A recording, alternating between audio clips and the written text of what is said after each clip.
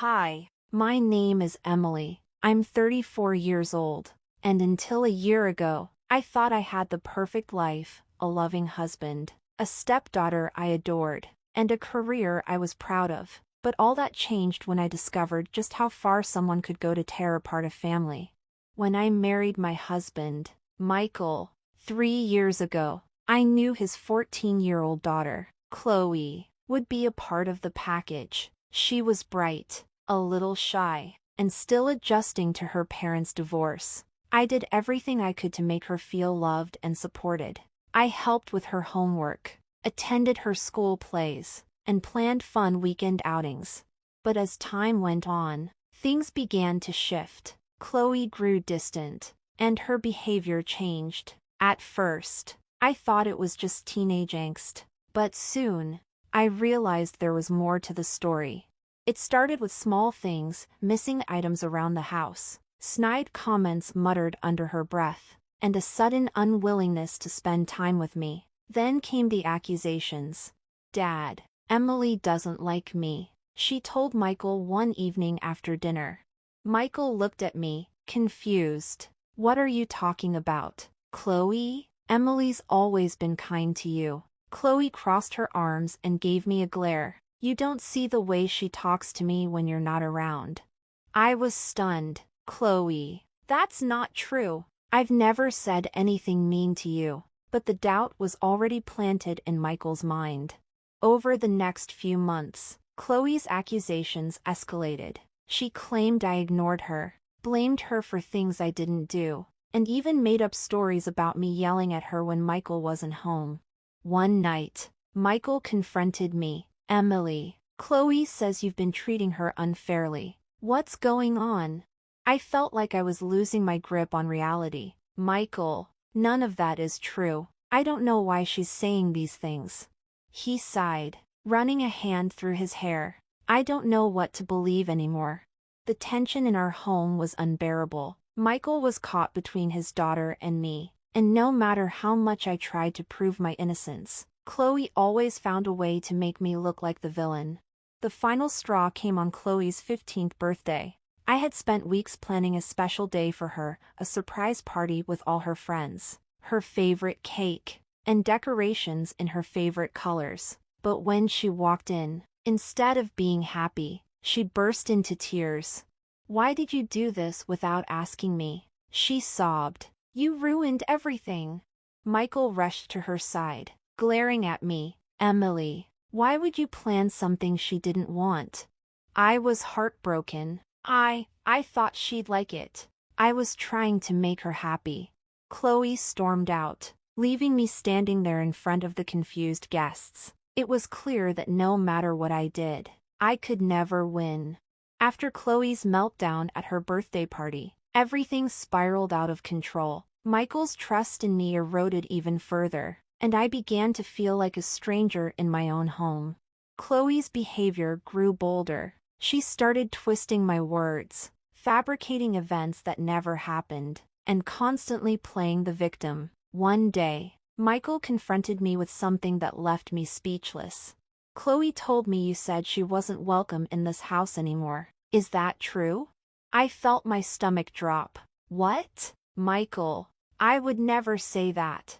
"She said you told her yesterday, after I left for work," he pressed, his tone sharp.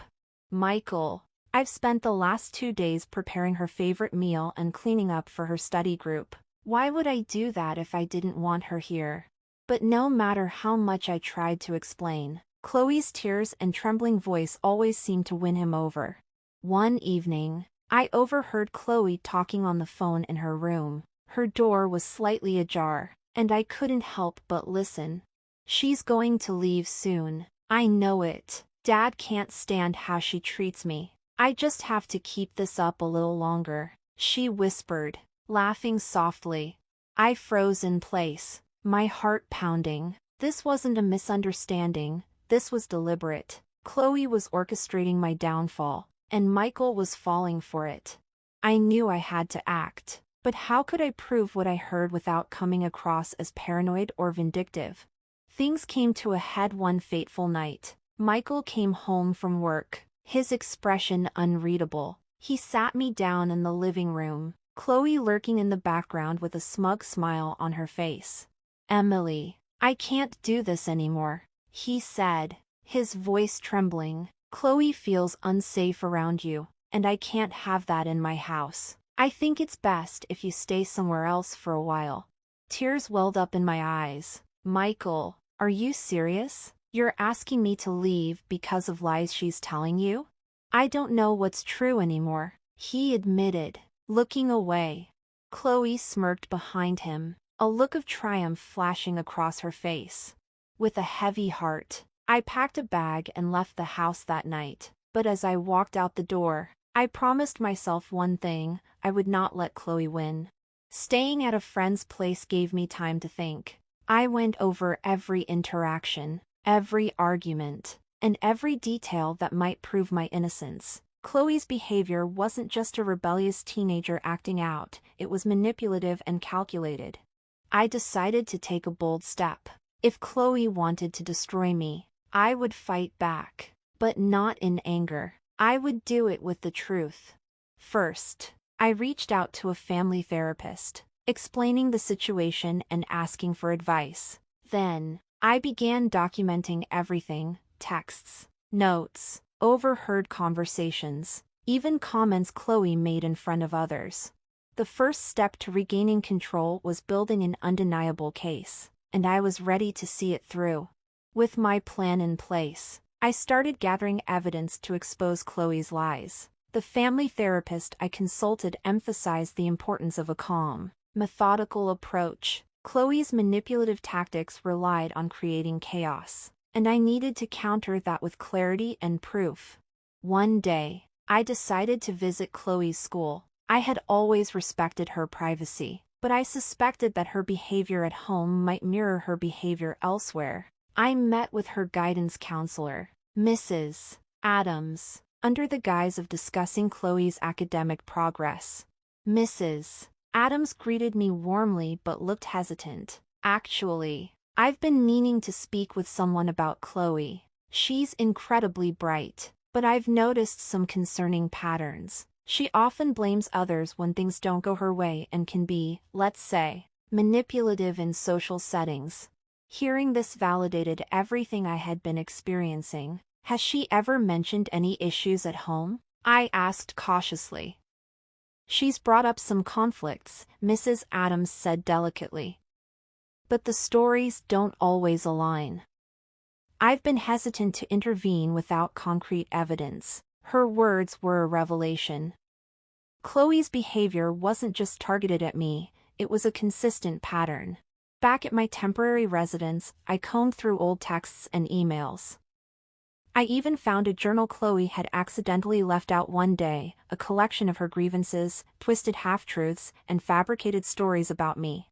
One entry stood out: "If Dad thinks she's the bad guy, I can finally get the attention I deserve." It was chilling to read, but it solidified my resolve. Chloe's actions were rooted in insecurity, but they were causing real harm. The turning point came when I received an unexpected text from one of Chloe's friends, Mia. She'd overheard Chloe bragging about how she got rid of me and felt compelled to reach out. She said it was all part of her plan to make you look bad. "I thought you should know," Mia wrote. Armed with this message and the growing mountain of evidence, I knew it was time to confront Michael.